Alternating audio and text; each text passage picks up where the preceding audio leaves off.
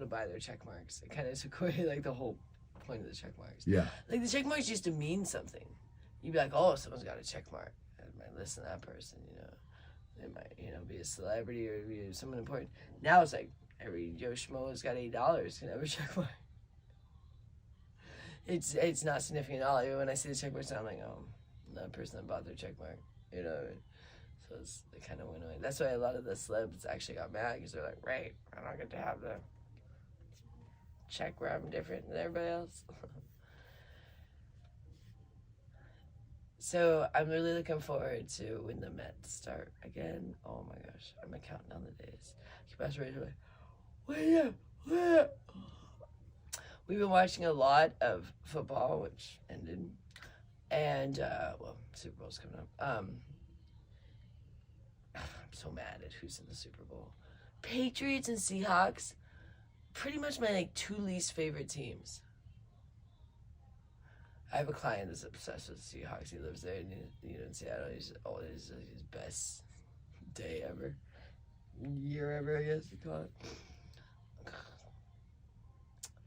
I knew it was gonna be those 2 teams too, because I was like, man, this Drake May, he's gonna be the next Tom Brady.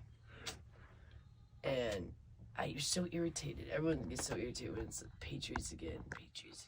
They don't like the Patriots. Tom Brady again. But, and then Darnold. I don't like Darnold. He looks so...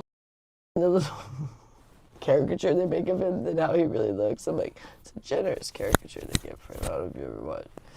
He's an interesting looking fella. A lot of the professional players are very handsome. I think it's a requirement now. And then there's a handful that are kind of funny looking. So it's always funny because you're like, because I'm sure there's like ugly people that don't make it. Like I think you have to be attractive. Doobie says hello, Joel. Hello, Doobie. Hey, Doobie. Oh, hey, good to have you here. Yeah, I think in order to be a professional athlete, like you have to be attractive. Like I think there's probably people that are uglier that are better. Like, oh no. Because look how handsome and pretty all of them are. You can't necessarily be the most attractive and be the best athlete always. I mean, it kind of sometimes goes hand in hand because a lot of times when you're athletic, you look good. But come on, I mean, these people are like models now. I mean, most of them are on commercials. Almost all of them do commercials right away, you know, or even movies and stuff these days. So it's crazy because we were talking about like, so I'm like, they must like when they go to recruit, they're like, not pretty enough, no, not handsome enough. It's like. It shouldn't be that important for sports, but it is because people want to look at these attractive people while they're watching the sports. It does. You think you don't want it, but then you're like, oh, hey, that's a good-looking person. You enjoy watching this person, you know. Even the coaches, a lot of them now are getting more handsome. It used to be like these old farts, you know, at least for like football. Like the Rams coach is very handsome and young, the LA. And like a handful of them, the coaches are younger now. And baseball, those guys are all so handsome. Oh my goodness. Like just like all very unique, different looks, you know, but all just very, very good looking people. You're like, you don't stand a chance if you're not good looking to become a professional athlete these days. Because it didn't used to always be that way. I don't think all the athletes were necessarily good looking, but these days you gotta be like movie star looks and stellar athlete.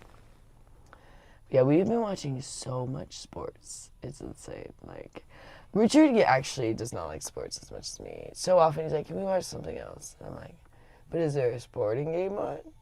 He's like, well, yeah. I'm like, and you're asking if we could watch something else?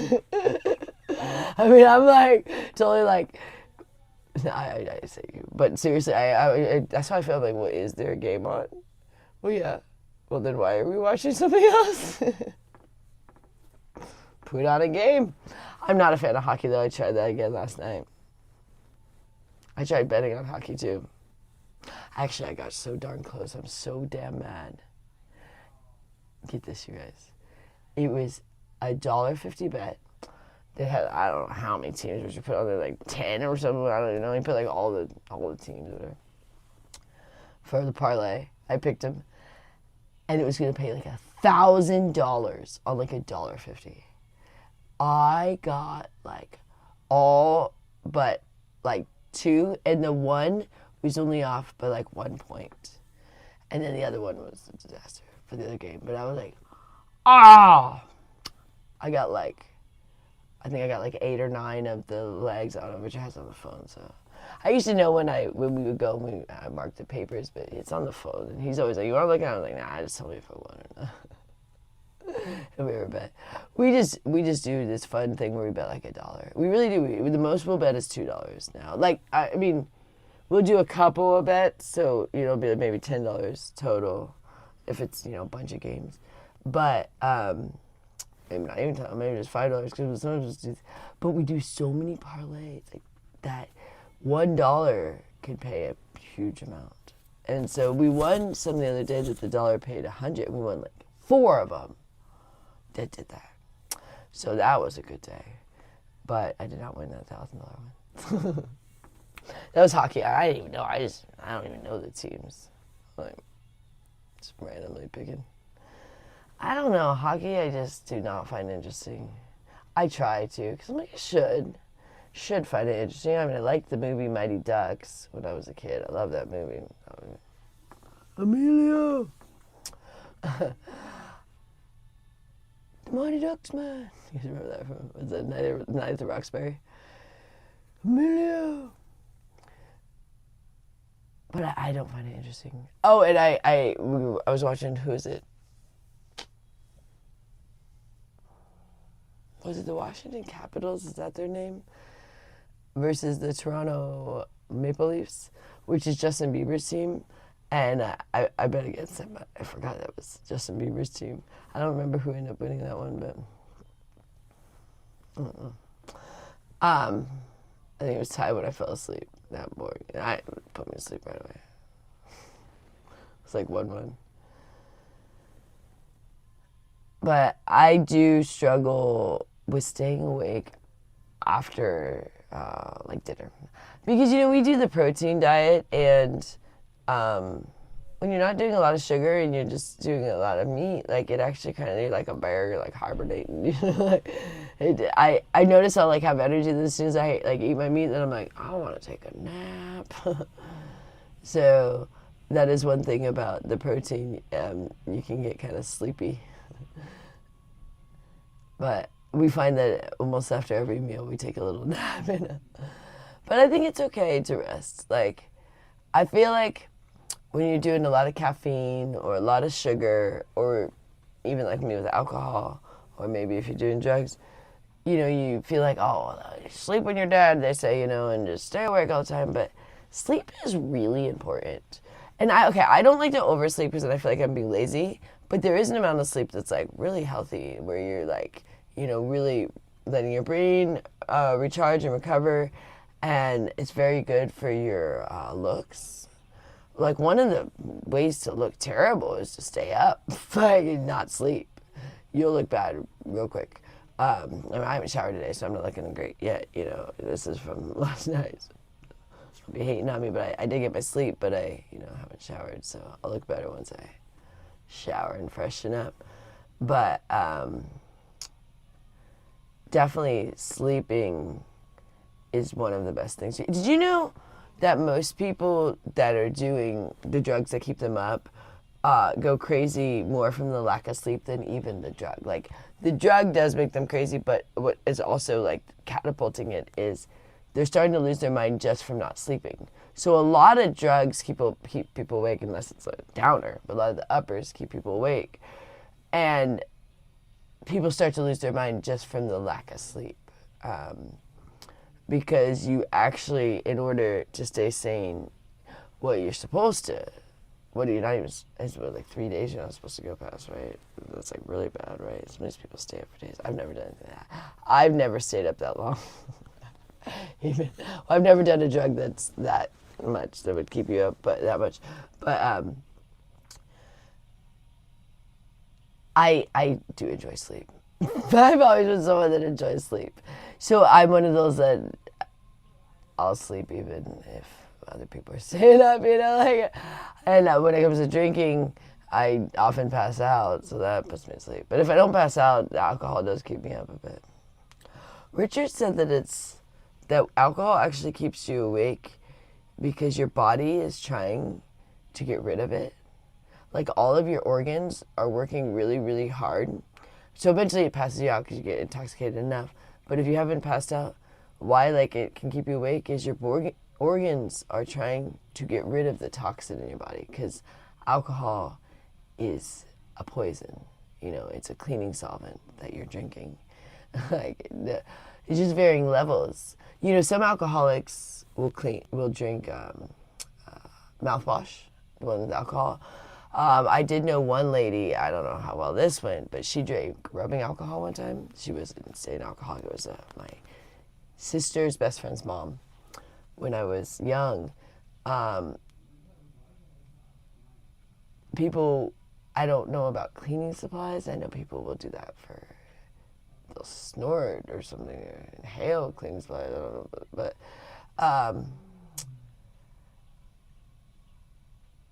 it's weird to think that it's just a different, like, basically percentage of, like, what you're using to clean and what you're drinking. But it doesn't mean it's something that should go in your body. So it's crazy how I was an alcoholic. Well, I've always been an alcoholic, but I figured out I was alcoholic when I was 22, when I got a DUI. Only ever had one DUI, thank goodness. Thank God, knock on wood. I mean, if you don't drink, that'll never happen again. But I'm so thankful nothing bad happened to someone else. It was a very scary experience for me because it was just me and a sign. But I did roll my car into a ditch, and because I hit an exit sign, rolled into a ditch. And it was very scary because I didn't really remember much of it. And then when you wake up in the hospital, and I was not injured, but they didn't know if I was injured, because when you're drunk, they don't know. I was not, but I was more worried, if I'd hurt anyone. They're like, no one else was involved in the accident, just your car. But at that point is when I first went to AA, and I actually went into treatment because it scared me that I could have, hurt someone else. And I stayed sober for many years. I did 4 years of treatment and 4 years of AA. And then it was like a 5-year probation thing. And I did all that. That was back in 2008. And I always knew I was an alcoholic, but then I stupidly started drinking again at some point.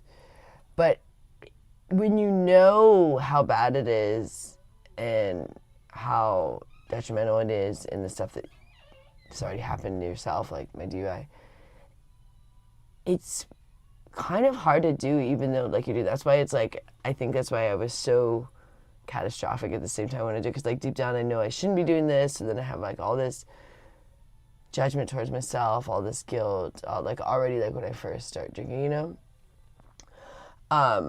So it was kind of in a way, AA ruins you. And it does, in a good way.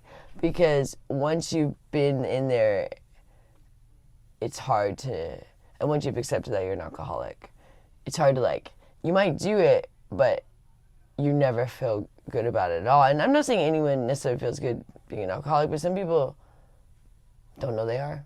And so they're like, oh, I'm fine, But once you know you are, you're kind of it kind of takes the fun out of it a little bit, you know what I mean? So, and now that I'm back, now even more so.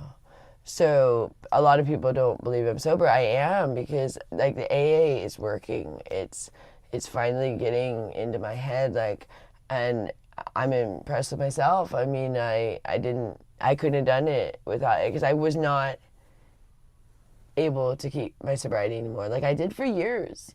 But ever since this New York thing, I just couldn't do it. It was becoming, I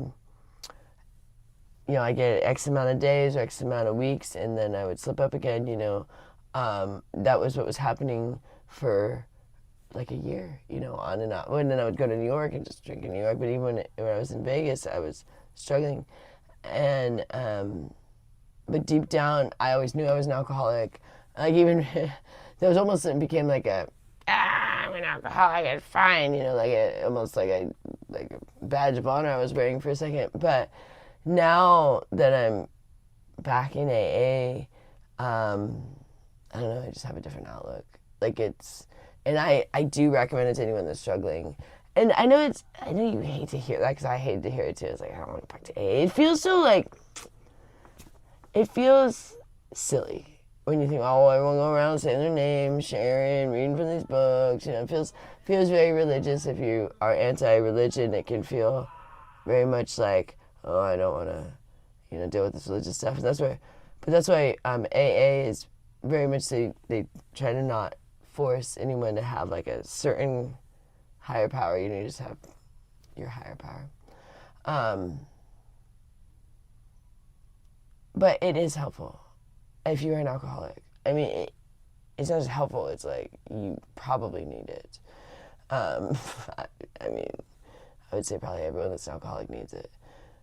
Some people can stay sober for X amount of time, but they're not really bettering their life. You know what I mean? Like, they're just, their life is good in the sense they probably have money and stuff because they're, alcohol has a real way of, alcohol or drugs, whatever your vice is, or gambling, whatever your thing is that is probably sapping your money. So you're probably a lot more financially fluent when you're sober, but is your brain sane? Are you, feeling spiritual? Are you a good person? Those kind of things. Those are the things that you forget to kind of pay attention to if you're just doing it on your own. You're like, I'm sober and that's enough. I can be an asshole because I'm sober. And AA teaches you you're not going to stay sober if you're that way. So that's why we're really changing the focus of our channel. I know we had a lot of negativity throughout the last 2 years, but we don't want to be that way anymore. I don't want to say negative things about people. Even Richard will always be like, do you want to get on and talk about someone? Because we once in a while watch other people's stuff, not that often anymore. Honestly, we just have so many other things going on lately. It's because we actually are pretty busy, except for when I'm sleeping. I just add a lot of hours of sleep in there too, but the hours I'm not sleeping, we have been pretty busy just doing things, Like, I'm working today, and we're going to a meeting this morning. I've been working almost every day, which has been so amazing because I didn't expect that. And we just kind of keep getting blessed, because business comes in as it comes in. We don't know, so it's it's one of those, just taking a step of faith and hoping we're gonna have what we need to pay the bills and eat. We've already cut out any other. There's no entertainment stuff going on here in any sense. It's just necessities.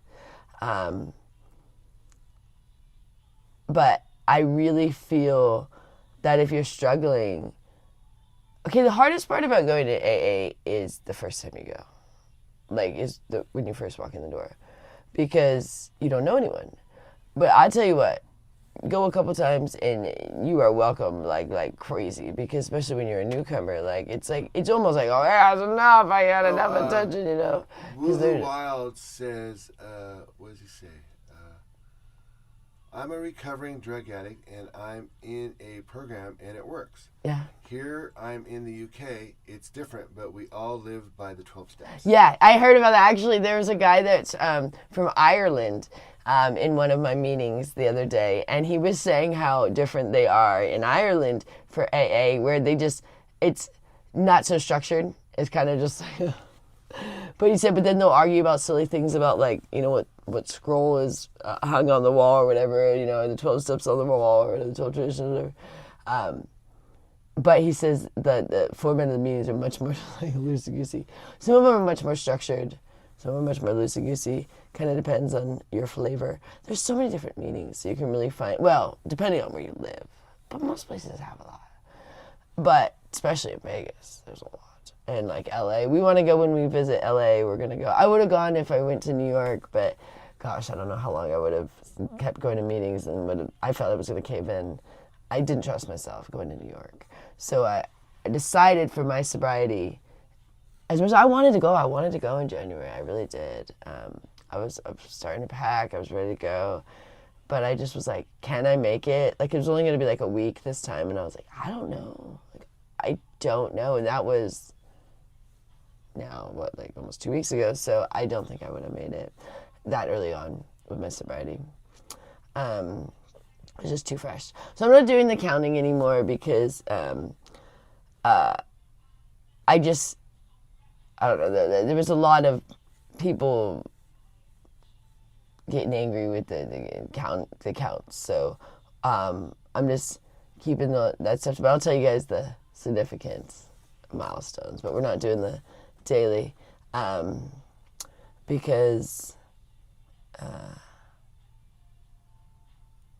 a lot of people got angry that I had relapsed in the past, which I'm not going to do now that I'm in AA. But it created a lot of like, oh, how many times are you going to do these counts? You know, so I decided to do it a little different this time. So I am sober, but I'm not doing the daily thing because it made a lot of people mad. And it also egged up a lot of people to be like, she's not going to make it. And just kind of like, I don't need the hate of people trying to make me fail right now. Like I appreciate the support, and thank you for the people that are supporting it. Richard's been reading me a lot of the comments that you guys write I stopped reading some of the comments on YouTube. He does it for me because they were so negative for a while, but I guess they're starting to be positive. So he's saying I can start reading them more. It was hard for me because I would go to read them and there'd be a lot of positive things, but then there'd just be, several that were just so mean that it just gets in your head. And my mom always said, like, garbage in, garbage out. Like, you don't need to put that negativity in because then you're going to become more negative. So I found, like, I didn't want to even read the negative comments because it just kind of put me in a sour mood, whether I wanted it to affect me or not. It does. Someone says something really nasty, or, like, ones when you're caught off guard by the thing that they say, like, or, like, if it's just a complete lie, but it's a lie they believe, and you're just like, really? And it's something like, certain things, like, you can't prove. Other things you can, but, like, people think, like, if it's something you can't prove, then they can just, like, make any statement about it, and technically they can, and people will believe them. And it's unfortunate because some things you kind of can't prove. Like I said, we had that little blow and go thing, and we thought we were doing that, but that thing doesn't even work. But so there's no way for you guys fully to know that I've, been sober, but I know I've been. So that's all that matters at this point. Like, I'm not, but I don't like when people feel that, prove that you're telling the truth. I'm like, I don't actually lie unless I'm trying to hide alcohol from my husband. Like, that's pretty much the only time I lie, which I'm not doing now. But, like, I actually, like, even when I was slipping up before, I was telling you guys, you know what I mean? So it was like there wasn't a dishonesty there. I was telling you guys when I was struggling. I was telling you guys when I was drinking in New York. I was never lying about my sobriety. And I was doing the countdowns, and I was starting them over, and having everyone hate. I'm like, how many times are you gonna do this? I think sorry, I gotta itch my ear. My ear is itching from this earpiece. Like, it starts to itch sometimes on the inside of your ear. Oof. All right, there we go. I got Taylor Swift back again. I was in a Halsey. Okay, what I like about Taylor Swift is, where to go? I think there's a button that turns it all the way off. It's so annoying. I keep doing that. Oh, goodness sakes, my foot's asleep. My foot is asleep. So, like, it turned on my, I couldn't feel it, so, like, it, turned on my, it fell asleep by crossing the legs. So when I went to stand up, my foot, went sideways on my sandal, and but I couldn't feel it. It was weird. I was like, oh, what? But, almost fell. That's weird. Okay. So, let me see. What was I going to say? Yeah, I'm just really kind of like, people were even saying, like, oh, what chapter are you on in the book? And I'm like, I feel like that's kind of my personal thing. If I want to share that, I will, which I'm not very far, like chapter 3 or something. Not very far. But I haven't got very far. I'm working on it. But I feel like it's not really anyone's business. If I want to share those things, I can. But when people, are prying, that's not, you must not go to AA if you do things like that. Because I mean, there's people at AA that do that, but I don't think that's right. Like, I don't think you should ever, unless you're someone's sponsor. But when you are prodding someone, like I felt like they embarrassed this kid the other day at one of the meetings. One of our meetings has Zoom, so you can be in person or you can be on a Zoom, and it's a big meeting because they never get all the way out of the room with the shares. They go in a circle and it doesn't ever go in an hour because there's so many people. And then there's all the Zoom people. They let them share too, but it can never be everybody. So they let a handful of Zoom people and a handful of people in the room share. But you never know if you're going to share at that meeting. It just depends on if it comes to you. And you don't know where it's going to start either because it's whoever was doing the reading that day. So there's the person that's running the meeting, but then who's opening the reading. So you're like, where's it starting today? You don't know. And you're like, oh, it's right next to me. Because if you feel like sharing it, because it's like you kind of get put on the spot. But I like that one because then you don't have to make a decision. Just like it was made for you. But anyways, what I was going to say is there's a guy he was a couple days ahead of me, and he's going to be getting his 30 days really soon. And they asked him when he was on the Zoom, and I felt like that wasn't right because no one knows for sure that he kept it. Does that make sense? They were like, when do you get your 30 days? It should become, it feels like it's been forever. And I was like, well, what if he didn't? You know what I mean? I feel like you should not put people on the spot like that in a meeting. Because he said the date, but like, what if he did that because he was put on the spot? You know, I know, and it's all about rigorous honesty, but it's also like, you're not really supposed to like call someone out like that. You know what I mean? In front of everybody. Because if he had, because he wasn't in the meeting, he was on the Zoom. There is a chance he had, slipped up, and that's why he didn't come. You know what I mean? So it's like, it's just little things like that. Like, it's not that you can't do it, but it's also like, someone who's new could get turned off, and you don't want to turn them off over something silly like that. Does that make sense? So you got to be like careful with the newcomers, because even though you go, I'll get over it and keep coming, Jennifer, of course, but like you don't want to turn off the Jennifer newcomers. says hi. Hi, Jennifer. Hi. So you're the newcomers when you're in the first 30 days. So I have a bunch of. I don't get a chip every time because I feel like it's wasteful, but some meetings really want to give you a chip because it's a 24-hour chip, so you can get one every day for the 30 days, but it's just those ones until the 30 days. There isn't like a week one. So it's 24 hours until the 30 days.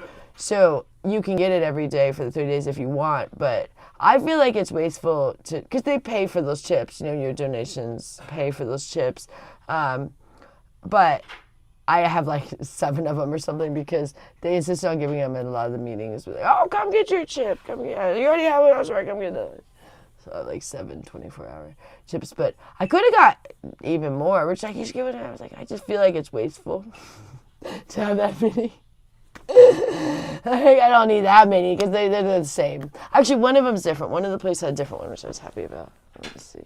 One place had a different one place had a different one. Let me see. One place, yeah, one of them gave us a different one, which I was all excited about. Let's see which ones I got.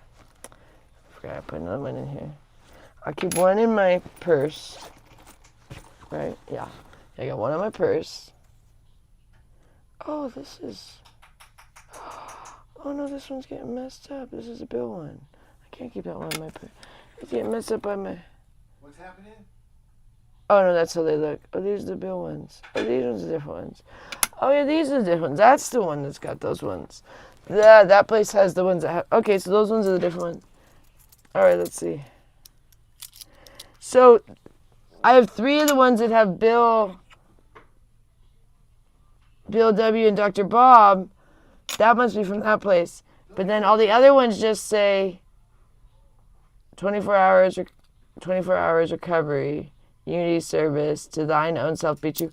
But they just say the 24 hours. So I have 4, 7. So I have 4.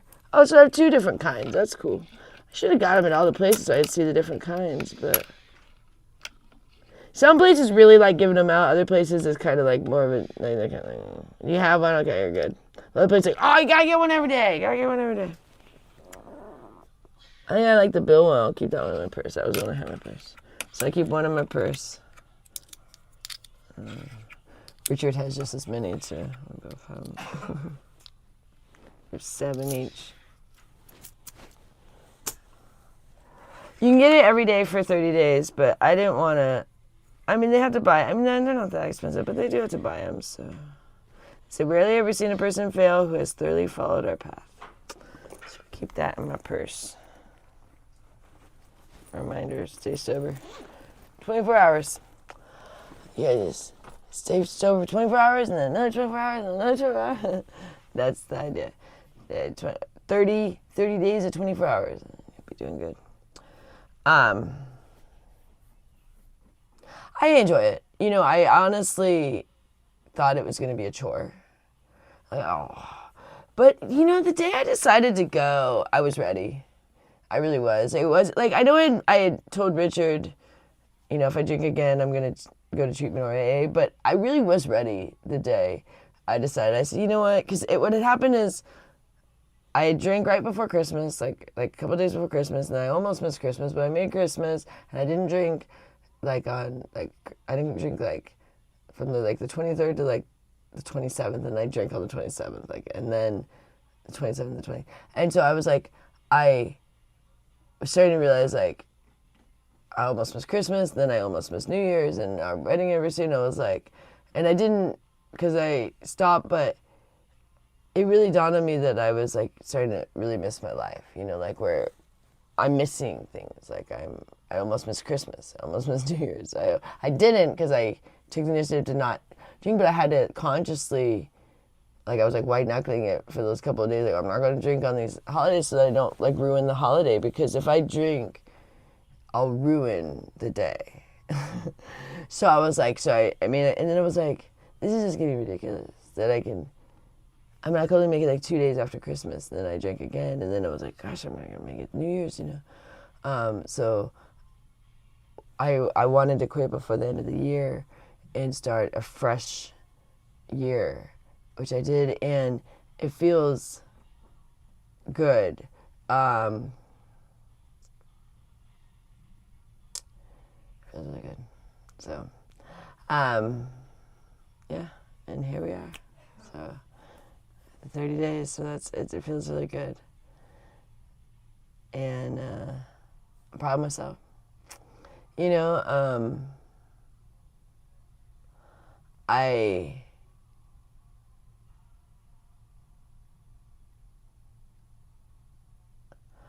really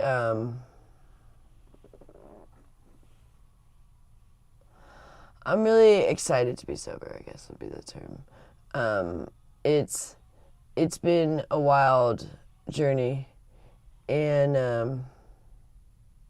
where I get my 30 day, I get that. So, get my coin, and I'm excited. So, this is just it's exciting to not.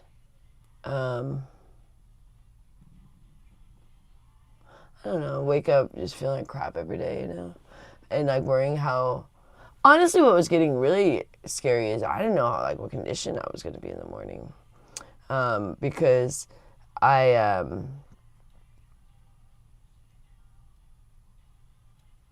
actually, would wake up with, swollen eyes and a bloated face and often injuries and stuff from the night before.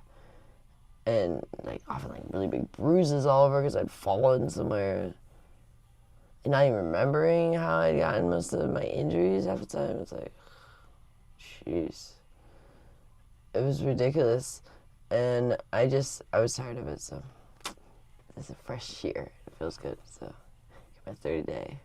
Excited, very exciting, and I'm excited about my meeting today. Yay! We're going to go to the 7 a.m. I love that meeting. There's just a lot of dudes. It's the other problem. So I'm struggling with getting a sponsor there. But I'm going to be able to get a sponsor at the other meeting. You can tell there's a lot more ladies. So what I have to do is go to that meeting a couple more times to kind of feel out the ladies there. Because we just started going to that meeting. Because I was looking for a sponsor at my meeting the whole time, but there's only a handful of women, and almost all of them are older. And then there was a younger lady that I was considering, but she just doesn't come very often. She's a lot of times on the Zoom, but she's not even always on there. So it's like, I know I would, have her number, we could talk to her, but I feel like she's got a lot going on. She does. She's like she runs a lot of the stuff there, like she organizes all the stuff and stuff. So I feel like she'd be a bad choice for, because I think she's just really busy. That's the other ladies too. They're like, you got to pick someone that's like, especially when you're new, they can be really available to you. So I'm looking forward to finding a sponsor because that's kind of the next step. Because I'm staying sober, but I'm not doing the steps yet. So I really want to get a sponsor, and it is something like I'm looking into. Like, it's not like I actually yesterday I was chatting with some ladies about it, but they don't sponsor. I forgot to look who raised their hand. People raise their hand who wants to be a sponsor, but I forgot to pay attention. And I was just chatting with them, and then I was like, the one lady I really like, but those two were both older ladies too. I always tend to go towards the older people because I've always kind of fit in with the old. But to relate, I probably should have someone a little closer to my age. And I don't mean like necessarily like my age, but these ladies are like, in their 70s and stuff. It's a little bit of a jump. Although I really like a lot of these older ladies. Everyone gives you a hug and stuff. Yeah, it feels crazy. Like I always kind of want to just like blend in, but that doesn't happen. Especially when you're new, like everyone calls you out. But it's good. It's good because it's good for someone. I'm actually really shy, weirdly. Like when I'm sober, I'm very shy. So it's hard for me, and then I have to go afterwards and talk to people, and it takes a lot for me. But I've been doing it, and I'm proud of myself, and day by day here. And I'm really gotta read my book more. I actually really enjoy it, but I just have this hard thing about reading. Like I do enjoy reading, but it's like one of those things like I put it off to like the last option, like anything but reading, even though I enjoy it. I don't know why. Because once I start reading, I enjoy it.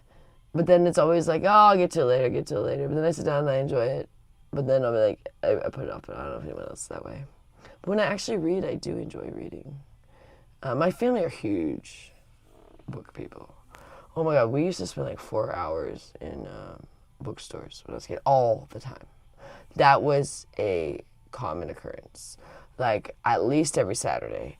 But often during the week too, we would go to bookstores and we would spend like 4 hours there. The one that my dad loves is Powell's in Portland. It's massive. It's like a couple stories, this bookstore.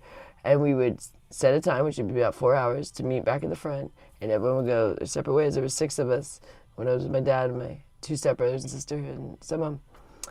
And I would get bored eventually. I'd be like, what are you guys doing for 4 hours in the bookstore? But them, no. They were never, ever bored. My family would sit in bookstores forever. I mean, I enjoyed it to some point, but at like 3 hours, I'm like, we're getting going soon. If I happen to be near anyone, which usually you're by yourself. But, no, it's always about 4 hours. We would go to Borders when they lived in Southern California. They never liked Barnes & Noble. It was Borders and Powell's. Yeah, it was like a family thing. Go. Borders was cool because you could listen to music too. I like that. You test the music. They'd have like the CD samples, and you put on the headphone. I would just listen to music most of the time. Powell's, I don't know if I don't think they have music. I don't think so. I don't remember. But I don't know if anyone's ever been there. It's like a crazy bookstore in Portland, Oregon. It's so big, but the parking garage is horrific. It's so bad. You have to like honk. It's only a one person at a time, but it's really steep and it winds around. So you don't know if someone's coming around from the top, and they have to then back up, and it's windy. If they, came, so everyone's honking, flashing lights and stuff like to try to get up and down.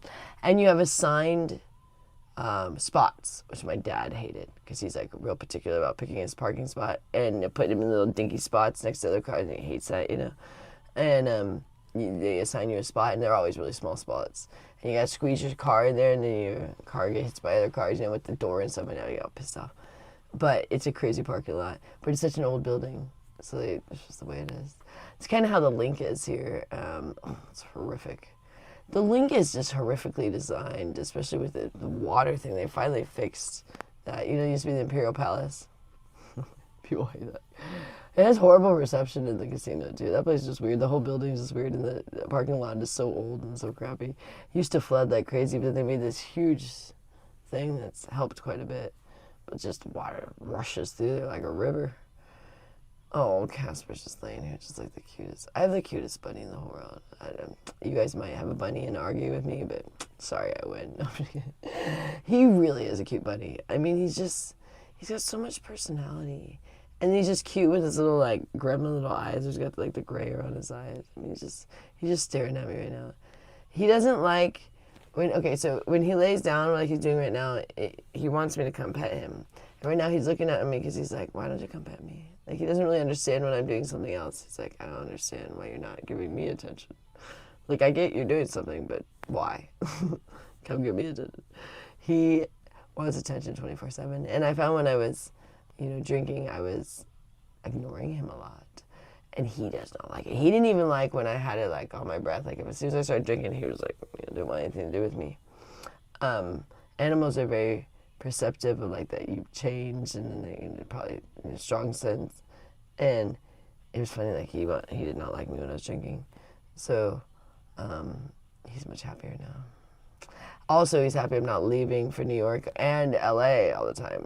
Casper was not a fan of getting left that much. When I would go to New York, Richard would be here, but I take more care of him in the sense of like clean his stuff every single day. Richard does not do it every day, and doesn't give him nearly as much attention. But that was way better than. Oh my gosh, you guys! It's almost time. It's my alarm. Well, I have about another half hour. I don't have to get in the shower for about another half hour. That was my alarm to get up. I actually set an alarm because I not only have to go to my meeting, I have to work right after my meeting. So I usually don't set an alarm for the meetings, even though I want to go and I will go. But like, I just wake up. It's weird. Like I always wake up. But now I'm like, I don't want to test anymore. So I've been starting to set it. But I never missed it without setting an alarm. Like I wake up with time for the meeting, but I'm like, when I know I have an appointment after that, I'm like, I'm not going to risk it just in case it happens to be the day I sleep in. But then instead, I didn't sleep in at all today. But the more sober I get, the more I wake up early, I think. Because I used to be up really early. And then as I was recovering, I was just tired.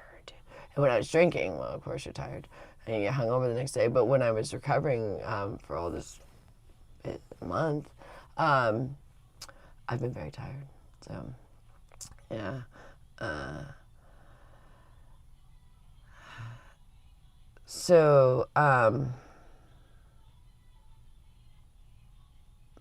I'm really excited to be feeling better and be sober and keep getting my coins, get my milestone coins. So it's exciting in the meetings when people get like really significant coins, like years. I don't want to do that. I'm excited to do that. And like do it for real this time, like and forever, not go back to alcohol. I don't want to. Like, people keep thinking I'm not sober because they saw how much I was struggling, but that's kind of the miracle of AA. Like, I'm not struggling anymore, which is crazy. One of the things that really keeps me sober is like I want to be sober for my meetings in the morning. And I go to like at 7 a.m. So it's a really good like way to keep yourself accountable, because if I drank, I'm not going to be, looking good and feeling good at 7 a.m. It's 5 a.m. to get up for 5:30 to get in the shower for my 7 a.m. meeting. I'm going to, I'm going to look like crap. I'm going to feel like crap. I'm definitely probably not going to want to go to a meeting if I drank the day before. I'm just going to be like, probably like, I'll just stay home. So knowing I have a meeting in the morning is helping me stay sober too. So I don't know if it's something you guys can do, but like going to an early meeting is good, because like if you wait too long, you could maybe give yourself time to sober up if you drank the day before. So, you know what I mean? Like, you'd be like, oh, they won't know by, this X time of the day, but go fresh and early and they're going to still smell the alcohol in your breath or something. And someone might not say anything, but you feel like embarrassed, like you're in a Amy when people are sober and you're going, yeah, that makes no Getting a lot of sense. compliments on how beautiful you are, and people want to take you on dates. Oh, no, thank you. But yeah, so it's very much like you feel accountable to the people in the group, but which keeps you accountable to yourself. Does that make sense? Like whether those people say anything or know anything or smell anything or observe anything that you feel like they could. And for me, not that I care what people think, but like everyone there is trying to be sober. So if you come in looking all haggard from the night before, you're not really supporting the group or yourself, or you know what I mean. So like there's kind of like that group accountability.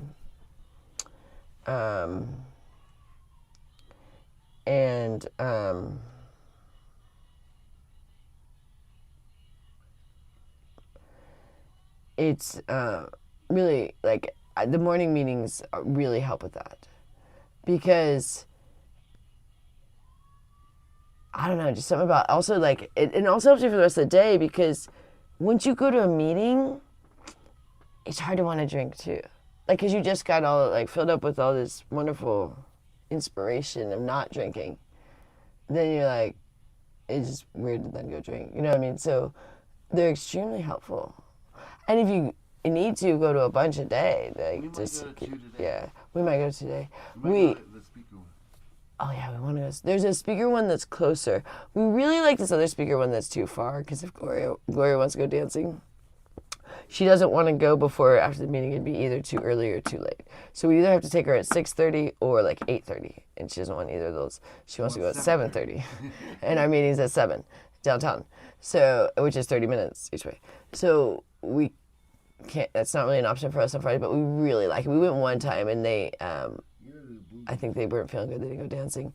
But then we see if she wants to go dancing. If she wants to go, okay, we won't go. But sexually, we really like it. But there's a more local one at a local church over here that also does a speaker meeting, that our people from the 7 a.m. meeting are often the speakers at that meeting. So we might check that out tonight, because that one, Richard could drop me off, then drop Gloria off, and then he could come back. You save me a seat. I'll save him a seat because it's a speaker meeting. So you can walk in a little late with those ones. You don't want to walk in too late with the other ones, because it's like... You really don't like walking in. I don't walk in I late. don't mind. I don't walk in late. I will not walk in late. I do not like that. Because there's usually like 98% male. And Well, I think it's rude and stuff. But the speaker meetings, it's just like, in an auditorium, so you can kind of sneak in there.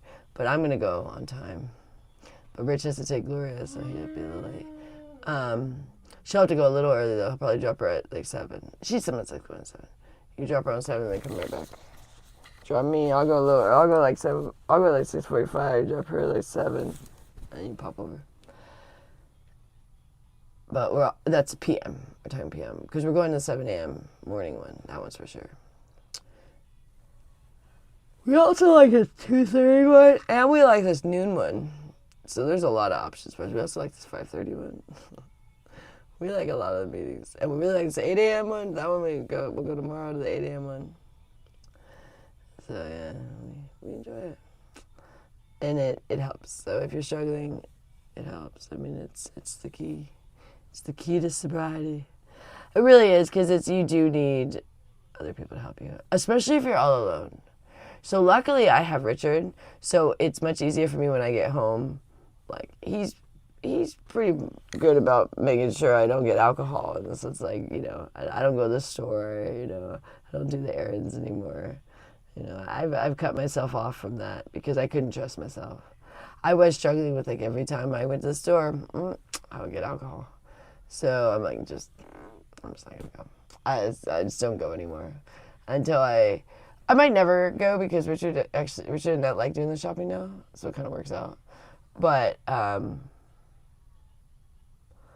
it's been super helpful. But if you're the one that has to shop, it's tough. If you're struggling with alcohol, I mean, it's tough to get in and out of that store without buying alcohol if you're struggling with it. I know, I was struggling with it, and I couldn't leave the store without buying something. I would buy, just like a can of something. I would usually buy like 1 or 2 cans of it, because trying to, not everyone noticed I was drinking, I was going to get a lot. But then what I would do, this was before I went to AA,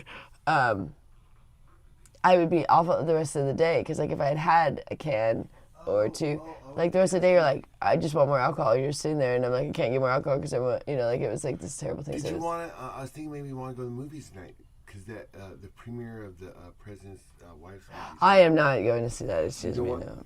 They have. I'm not paying one penny to watch that movie. I'll watch it if it's free. Probably it's not free. No, I'm saying if it ever becomes free, maybe. No, I still wouldn't watch it. Tickets on Fandango. No, I'm not interested in that. It's they have plenty of seats available. Yeah, I think they have open seating. No one is there. You can pick any seat in the whole auditorium. That is ridiculous. I kind of want to go though. No, what I want to go see is the Star Wars thing when we can afford that. What's that? The Star Wars at the Rio. Oh, the Rio, that would be cool. Yeah. There's a Star Wars burlesque show at the Rio. We really want to see that, but we can't afford that. This kind of stuff right now. That's entertainment we can't afford right now. Everything is tight pennies right now. Just the necessities. Which is good I stopped drinking because that's not cheap. Alcohol is expensive. Especially when I go to New York. That's what was happening when I go to New York. I was spending too much and I was doing stupid stuff like ordering Uber Eats. Alcohol, which is a fortune. Which I was ordering it because this is a stupid thing. I didn't want to ask Richard to get me alcohol. So I'd order the Uber Eats being like, oh, he'll see it later. But it's like way more expensive that way. It wasn't that, I wasn't driving. I was walking. It was New York. I could walk and pay like half or a third of the price.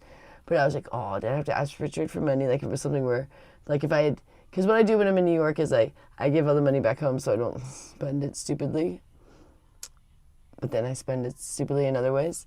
I find other ways. Because when you're drunk, you're like, oh, okay. And I didn't want to ask for some of the money back, so I'll be like, oh, I'll just order Uber Eats. And sometimes I'll have a gift card, but then when I don't have a gift card, it's like really expensive.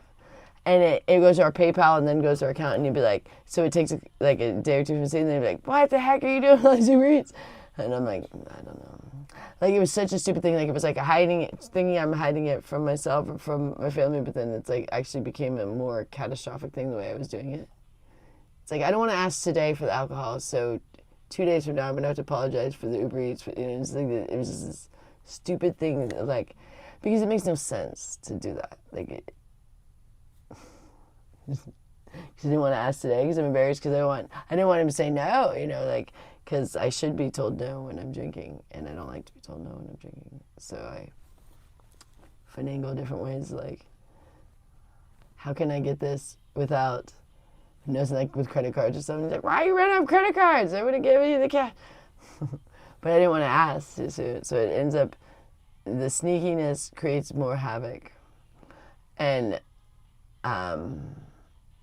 it got where I had to take everything away from myself. Like, I was like, just take all the credit cards. Like I couldn't trust myself with anything right now. Like, I could now, but for the first couple weeks, especially, since I've been getting sober, like, it was like, I don't want to go to the store. I don't want to have any money. Like, just take it all. So that if I am put in a situation where I could buy alcohol, I won't be able to. You know what I mean?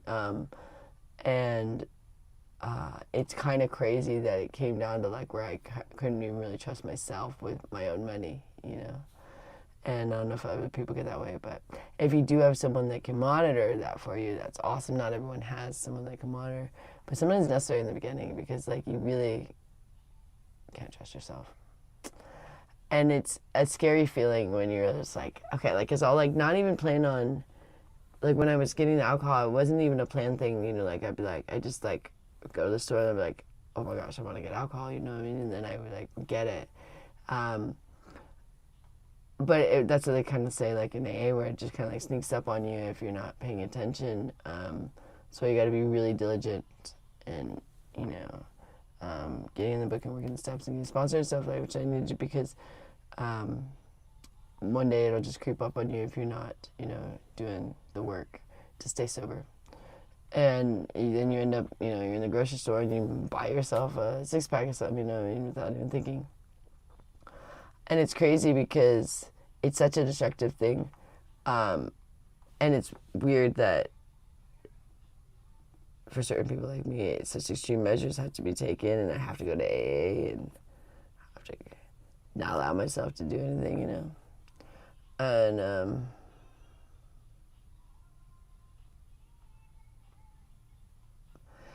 it just feels good. It feels like life is going to be much better for us now. And I don't see myself drinking in the future. Like, I feel that now we're making life changes. Like, I'm not just trying to white knuckle staying sober until my next New York trip or something. It's like, no, this is sobriety for life. So I'm very, very excited. It's people that are still using, you know, of course, don't share in the excitement, but people that are sober, I'm sure.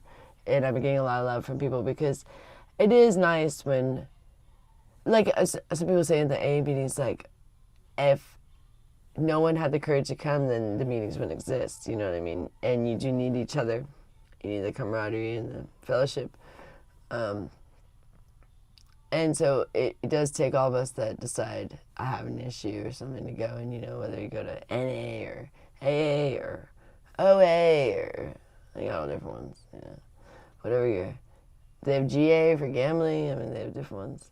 I think they all kind of go on a lot of the same principles. And it's good to apply to your life for anything you're struggling with, you know.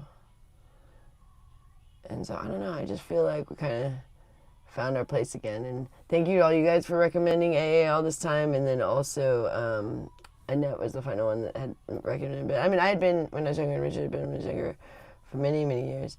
But I don't think we were ever going to go back. We kind of thought we didn't need it anymore, but we do still need it. So, I don't know, we just feel really accepted, really, you know, enveloped in love, you know, around the meetings. And I look forward to going. Like, I gotta jump in the shower soon because I get ready for my meeting, get ready for work. I go to work after the meeting. And I've been planning work around my meetings when I can. Like, if it's someone that I can choose the time, I'll make sure to put it after my meeting. But if it's someone I can't choose the time, then sometimes there are meetings all day, so I can choose work over a meeting, then go to another meeting. But when I have the option, like with this client, I was able to choose, so I do my meeting first because I actually really like to start my day off that way. It just, like, I get bummed if I don't go to my morning meeting now. It's like, oh. Like, we go to afternoon, but it's like, it's just not the same, especially if you didn't have that morning, like, inspiration and, like, uplift. And I laugh and I smile, and it's weird because I hadn't been smiling or laughing in years, and we were even smoking weed before, and, like, I wasn't even laughing, you know, I was just, like, grump, you know what I mean? Now I'm, like, laughing, like, sober, and it's great. I was never really laughing too much when I was drunk, not very often. I was usually angry. If I can be any inspiration to anybody that's struggling, please just go check out AA. And I know it's hard walking in the doors, like, where, I don't know, you feel like you're a loser in some sense, but really, like, when you go in the meetings, you actually feel really accepted. Like, you just feel like, oh, everyone's like me. Like, that's how I feel, at least. Because I'm an alcoholic, so I fit in great. If you're not an alcoholic, you might not fit in to the AA meetings. But if you're an alcoholic, you're like, wow, this is great. Like, I feel more accepted than ever. So, I like it. And I don't feel as guilty about the things that I did, because most people have done even crazier things or as crazy in the meetings. So it's always kind of funny to hear some people's crazy stories. They don't talk too much about crazy stories in most of our meetings. It's more supposed to be inspirational, not like war stories, but every once in a while someone, you know, throw in a couple stories, and it's always funny to hear some of the crazy things people do, but it's not funny in the sense of, like, if they were still doing that. But it's, like, funny because you're like, how stupid, like, and to get through that and, like, to think, like, that was normal. When you think back at, like, some of your crazy drunken stories, like, some of them make people laugh, but like if you were still drinking, it wouldn't make people laugh. Does that make sense? It's like only funny now if you're on the other side of it. You can laugh at how ridiculous you were. But if you're still using it, it's not funny. You know, I mean, it's like still in that mess every day. So I was never laughing towards the end there. I was a grump every day. So I had to take this out. It's starting to ears itching. Too much. I wore it like all night. Especially the other ear, sorry. My ear, this ear hurts. This bit. Oh. This is my ear that's bad. I have to do that one. So, it just gives it relief. The ear's bad. Can't take that anymore. I slept with it all night in my ear. Probably doesn't help. Isn't that crazy? I have a bad ear and I sleep with it. But it does help me sleep, weirdly, because that ear is just a mess. I lost half my hearing in the Air Force. I'm due disability. I should go get it. I still could get it. I don't know why I know. I should. I guess I could now for sure. Yeah. Because I have like a primary care and everything over there. I think it'd be pretty easy. But I don't know. I didn't feel like taking money from the military because I got really mad at the military for how they kind of handled my mom's death and me. Like I just felt it was the worst way they could have handled it. And so I was very angry at the military. So when they said I lost half my hearing, I was like, yeah, just another thing you guys did to me. And they're like, do you want disability? I'm like, nah. I'm basically like, take your money and shove it. But that was kind of stupid. That's what you do when you're 21 years old. You think it don't matter. But, I'm sorry, my foot's asleep. Hold on. I'm putting in my earbud, but my foot fell asleep. I gotta jump in the shower soon, so I'm about done to hear you guys. But, anyways.